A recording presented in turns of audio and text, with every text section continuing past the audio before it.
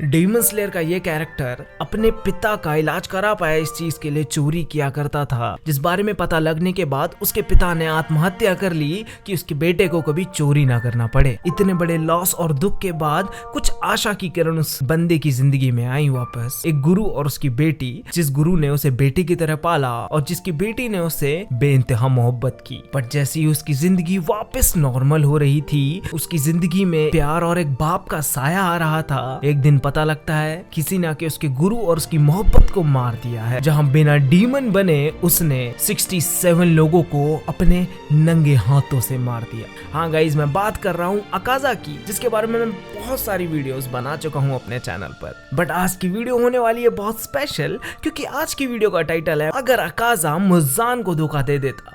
अगर उसके अंदर का हीरो वापस जाग जाता तो स्टोरी का रुख कैसे मुड़ता, या स्टोरी के एंडिंग में कितना चेंज आता। तो स्टोरी की 3 अलग अलग एंडिंग पॉसिबल है, जिसमें से 2 स्टोरी के पार्ट्स रेनगोकू की फाइट से चालू होते हैं और एक पार्ट चालू होगा तुम्हें इन्फिनिटी कासल आर्क के अंदर। तो वीडियो को शेयर कर दो और पॉपकॉर्न उठा लो। तो कहानी की शुरुआत होती है डीमन स्लेयर की उस एपिक फाइट के साथ, जहां हमारे रेनगोकू का डोनेट बन गया था। बट इस स्टोरी लाइन के अंदर चीजें थोड़ी सी अलग है। अकाजा ने बहुत ट्राई किया था रेनगोकू को समझाने का कि भाई तू मेरे साथ डीमन बन जा, तू अमर हो जाएगा, साथ ही साथ तेरे अंदर का पोटेंशियल कभी नहीं मरने वाला। बट इस बार रेनगोकू ने अकाजा को ट्राई किया कि भाई तू इतना नोबल आदमी है, तेरे अंदर इतनी प्योरिटी और ऑनेस्टी है, इतना डिसिप्लिन है, ऐसा क्या हुआ तेरी जिंदगी में कि तू बदल गया। जिस पॉइंट पर अकाजा को तो कुछ याद ही नहीं है मुज़ान की वजह से कि पास्ट में उसके साथ क्या हुआ था। तो रेनगोकू और अकाजा की फाइट चलती रहेगी। जहां ये फाइट चलते चलते रेनगोकू बार बार अकाजा को उसी पॉइंट पर ठोकेगा कि तुम इतने अच्छे फाइटर हो, तुम्हारे अंदर इतनी ज्यादा ऑनेस्टी है, ऐसा क्या हुआ पास्ट में कि तुम डीमन बने। मैं तो डीमन बन जाऊंगा, पर पहले तुम मुझे बताओ कि तुम डीमन क्यों बने। जिस पॉइंट पर अकाजा एक मेंटल ब्रेकडाउन पे पहुंच जाता है और उसकी मेमोरीज अनलॉक होने लगती हैं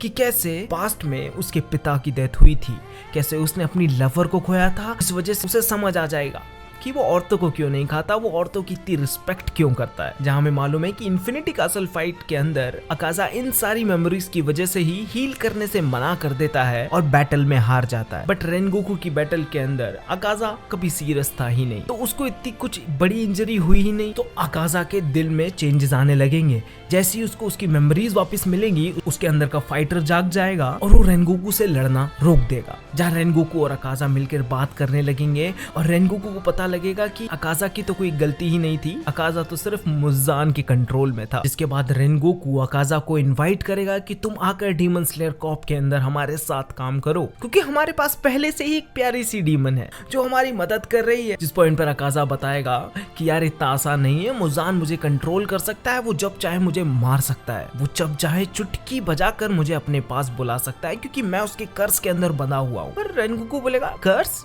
क्योंकि डीमन स्लेयर को इस कर्स के बारे में कुछ नहीं मालूम। बट रेनगोकू बोलेगा कि कर्स, कौन से कर्स के बारे में बात कर रहे हो, हमारी नेजुको के ऊपर तो कोई कर्स नहीं है ऐसा, और हमारी नेजुको तो चिल करती है भाई। जहाँ अकाजा इस चीज को नोटिस करेगा कि यार ये डीमन स्लेयर कॉर्प्स के साथ क्यों है और मुज़ान को इस बारे में कुछ क्यों नहीं मालूम। जहां से चालू होंगी 2 स्टोरी लाइन्स। पहली स्टोरी लाइन जिसके अंदर अकाजा अपना दिमाग लगाएगा और वो सोचेगा कि अगर नेजुको मुज़ान के कर्स को तोड़ सकती है, जिसका रीजन शायद इसका खून होगा, जो मोस्टली हाँ है। नेजुको मुज़ान के कर्स में कभी नहीं आई, क्योंकि मुज़ान का कर्स ब्लू स्पाइडर लिली नेजुको के ब्लड में होने की वजह से कभी नेजुको पे काम ही नहीं किया। बट अकाजा को इस बारे में नहीं मालूम, तो अकाजा नेजुको का ब्लड थोड़ा सा नेजुको से ले लेगा, जिसकी वजह से वो मुज़ान के कर्स से फ्री हो जाएगा। जहां से चालू होगी एक क्रेजी स्टोरी लाइन, क्योंकि स्टोरी लाइन में रेनगोकू नहीं मरा है, और जिसके बाद रेनगोकू और अकाजा साथ में ट्रेनिंग करने अलग से निकल जाएंगे और स्टोरी लाइन दूसरी साइड नॉर्मल चलती रहेगी। तांजीरो, जेनेत्सु और Inosuke normal entertainment district arc में जाएंगे, जहां वो जाके ग्युतारो से लड़ेंगे।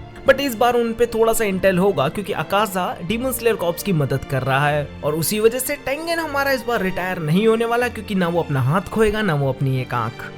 ग्युतारो के मरने के बाद जब मुजान अपर मून की मीटिंग रखेगा जहां अकाजा नहीं आएगा, जिस पॉइंट पर जाके मुजान को समझ आएगा कि अकाजा कॉम्प्रोमाइज हो चुका है। अकाजा ने तमायो की तरह ही किसी न किसी तरीके से अपना कर्ज तोड़ लिया है और उसने मुजान को धोखा दे दिया है, जिसके बाद मुजान का गुस्सा इतना ज्यादा बढ़ जाएगा, पर वो क्या ही कर सकता है। उसके बाद डीमन स्लेयर कॉर्प्स के बारे में ज्यादा नॉलेज नहीं है। वहीं स्टोरी लाइन नॉर्मल जाएगी। स्वॉर्ड्समिथ आर्क होगा जिसके अंदर तांजीरो एंतेंगु को मारेगा और म्यूचिरो ग्यूको को मारेगा, जिसके बाद आशिरा ट्रेनिंग आर्क में इन सब की ट्रेनिंग होगी और सबके पास डीमन स्लेयर मार्क आएगा, इंक्लूडिंग रेनगोकू और टेंगेन, जहां इनकी ट्रेनिंग के दौरान ही मुजान विजिट देगा कोबायाशी को और चालू होगा हमारा इन्फिनिटी का असल आर्क, जो बहुत ही इंटरेस्टिंग होने वाला है क्योंकि इस बार इनकी साइड में 3 ज्यादा कैरेक्टर्स हैं। पहला अकाजा, दूसरा रेनगोकू और तीसरा टेंगेन। अब इन तीनों के होने की वजह से फाइट्स में क्या क्या चेंज आएंगे वो मैं तुम्हें बताता हूँ। इस टाइमलाइन के अंदर शिनोबू नहीं मरने वाली है क्योंकि शिनोबू की मदद करने के लिए आने वाला है अकाजा,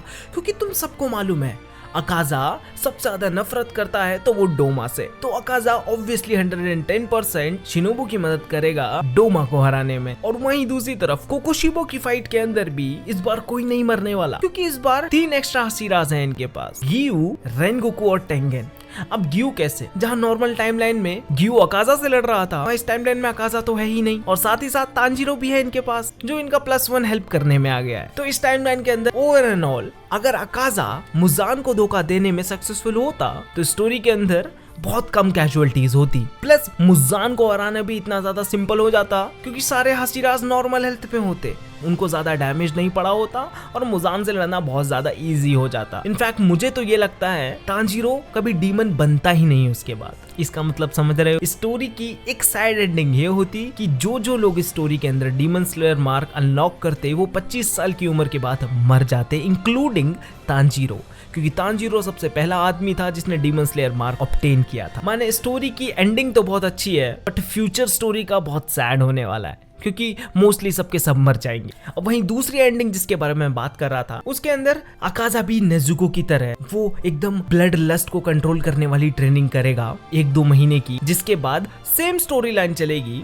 इसके अंदर अकाजा नेजुको का ब्लड लिए बिना मुजान का कर्ज तोड़ने की कोशिश करेगा ह्यूमन ब्लड को रेजिस्ट कर, जिस वजह से स्टोरी लाइन के अंदर अकाजा थोड़ा सा वीक हो जाएगा। स्टोरी सेम ही रहने वाली है। अब तीसरी एंडिंग की जो तुम बात कर रहे हो वो है कि अगर तांजीरो गियू वर्सेस अकाजा की फाइट के अंदर अकाजा मरने की जगह इन दोनों का साथ देने का डिसीजन लेता तो उसकी स्टोरी लाइन क्या होती। अब इस बारे में तुम मुझे कमेंट सेक्शन में बताओ कि अगर इन्फिनिटी का असल में आकर अकाजा नहीं मरता और इन लोगों की मदद करने का सोचता तो उसका क्या हाल होता और उसकी वजह से क्या स्टोरी में चेंज आता। बाकी तब तक अगर तुमने मेरी दूसरी डीमन स्लेयर की व्हाट इफ वीडियोस नहीं देखी हैं तो जाके चेक करो और मिलते हैं हमारी नेक्स्ट किसी वीडियो में। तब तक के लिए हasta la vista, sayonara।